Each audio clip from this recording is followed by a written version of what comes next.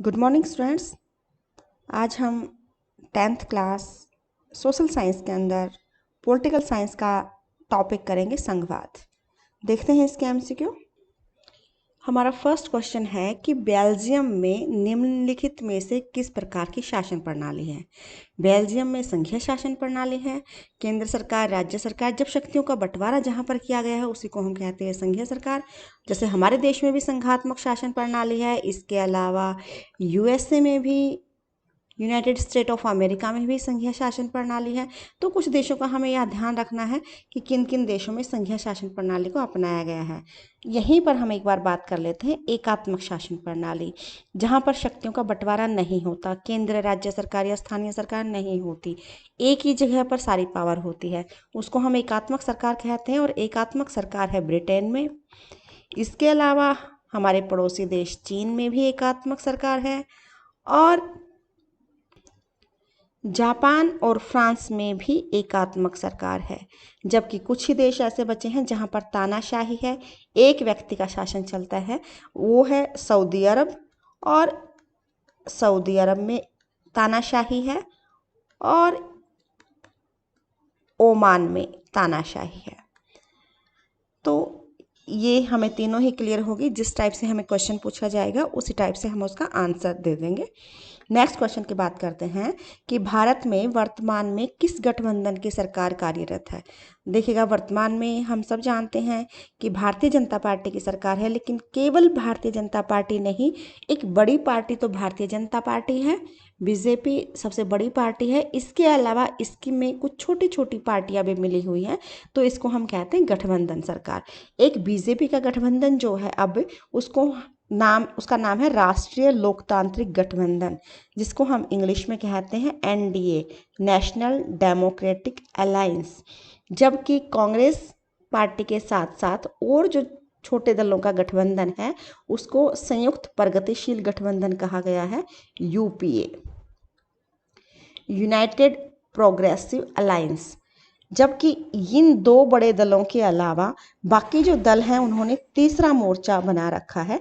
तो ये हमारे देश में वर्तमान में गठबंधन है, एक राष्ट्रीय लोकतांत्रिक गठबंधन, संयुक्त प्रगतिशील गठबंधन और तीसरा मोर्चा। और अब वर्तमान में सरकार है राष्ट्रीय लोकतांत्रिक गठबंधन की। नेक्स्ट क्वेश्चन पर आते हैं कि विश्व में संघात्मक शासन प्रणाली वाले देशों की जनसंख्या विश्व की जनसंख्या के कितने प्रतिशत है। विश्व के वर्तमान में अगर हम बात करें तो लगभग 25 देशों में संघीय शासन प्रणाली है, और इन 25 देशों में 40% जनसंख्या निवास करती है। तो यहाँ पर पूछा गया जनसंख्या कितने प्रतिशत है इन संघीय शासन व्यवस्था वाले देशों में, तो हमारा आंसर हो जाएगा 40%। नेक्स्ट क्वेश्चन इसी से रिलेटेड आ गया कि विश्व के कितने देशों में संघात्मक शासन प्रणाली पाई जाती है। तो अभी हमने बात की 25 देशों में संघात्मक शासन प्रणाली है। नेक्स्ट क्वेश्चन है कि कौन सी विशेषता संघीय व्यवस्था से मेल नहीं खाती। देखते हैं ऑप्शन। विभिन्न स्तर की सरकारें, अलग अलग स्तर की सरकार होती है, जैसे कि सबसे ऊपरी स्तर होता है केंद्र सरकार, उससे नीचे होती हैं राज्य सरकारें, और उससे नीचे होती हैं स्थानीय सरकारें, जिसमें पंचायत और नगरीय शासन इसमें शामिल है स्थानीय सरकार में। और ये 3 स्तर हो गए हमारे देश में। तो जब भी संघीय व्यवस्था किसी भी देश में है तो 2 या 2 से ज़्यादा स्तर की सरकार होती है, ये बात तो ठीक है। और इन स्तरों में शक्तियों का बंटवारा भी होता है कि कुछ काम केंद्र सरकार करेगी, कुछ राज्य सरकार के होंगे और कुछ स्थानीय सरकारों के होंगे। ये पॉइंट भी हमारा सही हो गया। शासन का एक ही स्तर, ये तो संघीय शासन व्यवस्था में नहीं होती, ये तो एकात्मक शासन में होता है जब एक ही स्तर की सरकार होती है। हमारे यहाँ पर क्वेश्चन पूछा गया था कौन सी विशेषता संघीय व्यवस्था से मेल नहीं खाती, तो ये वाला जो ऑप्शन है वो हमारे संघीय व्यवस्था का नहीं है, तो ये ऑप्शन मेल नहीं खाता। नेक्स्ट क्वेश्चन है कि निम्नलिखित में से किस देश में संघीय सरकार नहीं है। अभी हमने ऊपर बात भी की थी कि संयुक्त राज्य अमेरिका, यहाँ पर देखिए इंग्लैंड में संघीय सरकार नहीं है, संयुक्त राज्य अमेरिका यहाँ भी संघीय सरकार है, अपने देश में भी संघीय सरकार है, और बेल्जियम जो हमने फर्स्ट चैप्टर में पढ़ा था यहाँ भी संघीय सरकार है। तो इन तीनों के बारे में हम जानते हैं कि यहाँ पर संघीय सरकार है लेकिन इंग्लैंड में नहीं है। हमारा आंसर हो जाएगा इंग्लैंड जो है यहाँ पर संघीय सरकार नहीं है। नेक्स्ट क्वेश्चन की बात करें तो निम्नलिखित में से किस देश में संघात्मक शासन पाया जाता है? संघात्मक शासन पाया जाता है अमेरिका में, अभी हमने बात की थी।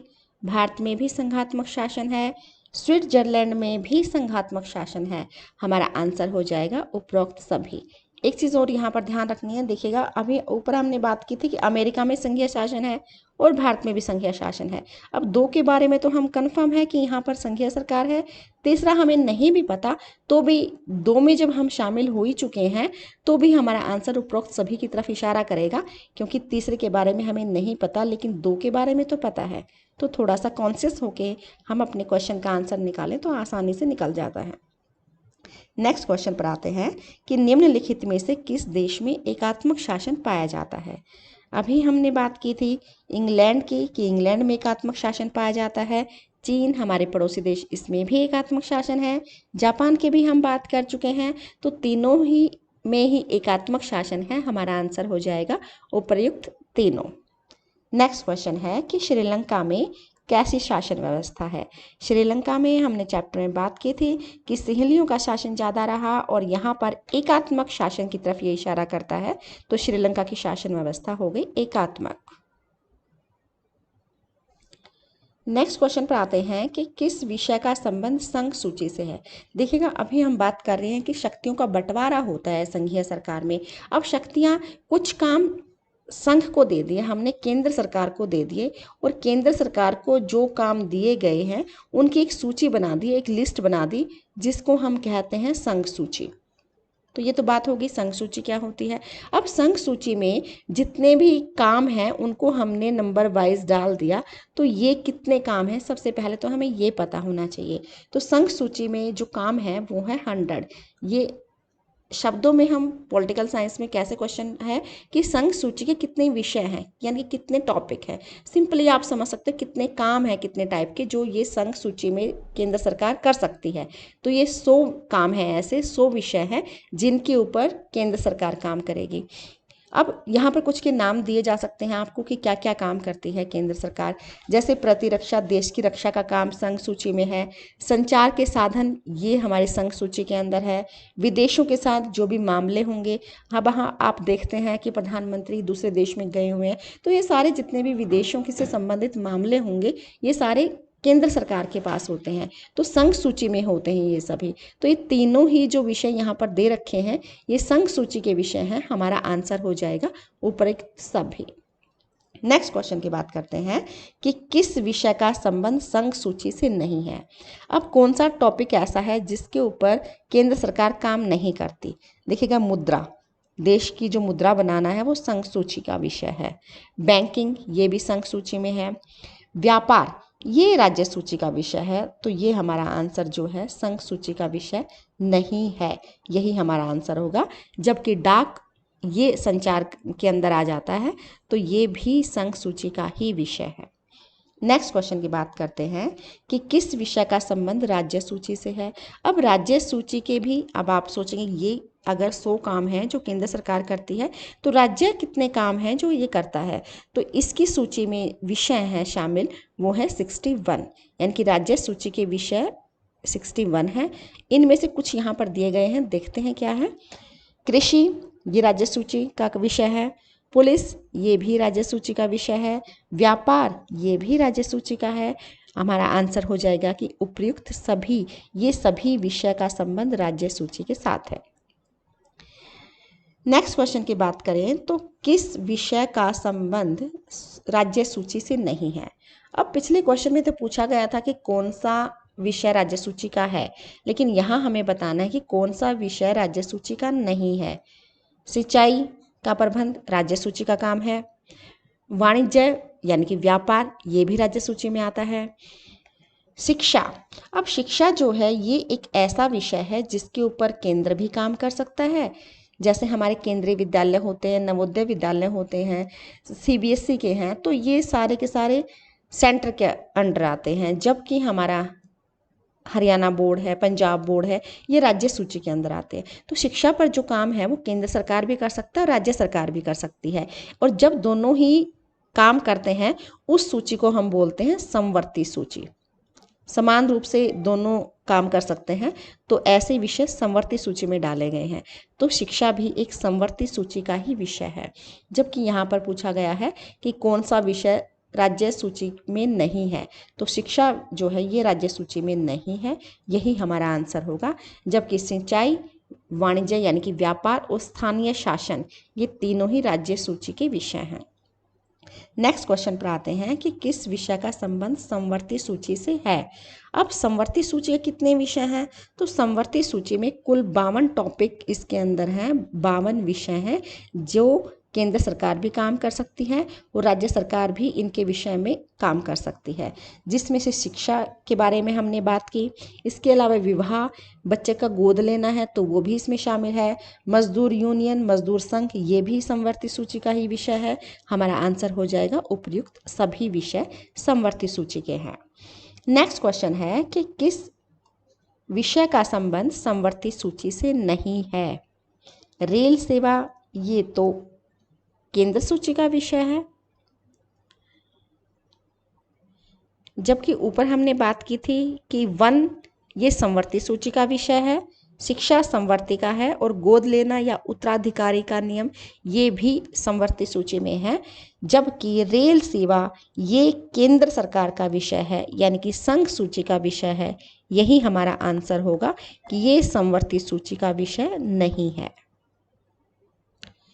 अब बात करें कि यदि समवर्ती सूची पर केंद्र और राज्य सरकार के कानूनों में टकराव हो जाए तो क्या हल होगा।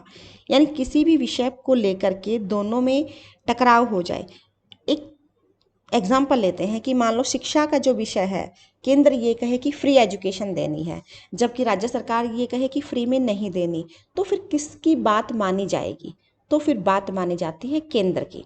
तो यहाँ पर यही क्वेश्चन पूछा गया है कि समवर्ती सूची पर अगर केंद्र और राज्य सरकार के कानूनों में अगर टकराव हो जाए, यानी कि दोनों सहमत ना हो एक ही बात को लेकर के, तो उसका हल क्या होगा। तो उसका हल ये होगा कि केंद्र का कानून मान्य होगा। सिंपल सा हमारा आंसर निकल गया स्टार्टिंग में ही। नेक्स्ट क्वेश्चन कि भारत में सरकार का कौन सा स्तर पाया जाता है। सरकार कौन कौन से स्तर पर होती है। जैसे हम बात करें कि केंद्र सरकार सबसे ऊपरी स्तर है, फिर राज्य सरकार होती है और उससे नीचे होती है स्थानीय सरकार, जिसमें हमारी पंचायत और नगरीय शासन शामिल है। तो यहाँ पर पूछा गया कौन सा स्तर है। केंद्र सरकार, राज्य सरकार और स्थानीय सरकार, ये तीनों ही स्तर पाए जाते हैं और भारत में त्रिस्तरीय व्यवस्था को कहा गया है। हमारा आंसर हो जाएगा उपर्युक्त सभी। नेक्स्ट क्वेश्चन है कि भारत में राज्यों की संख्या कितनी है।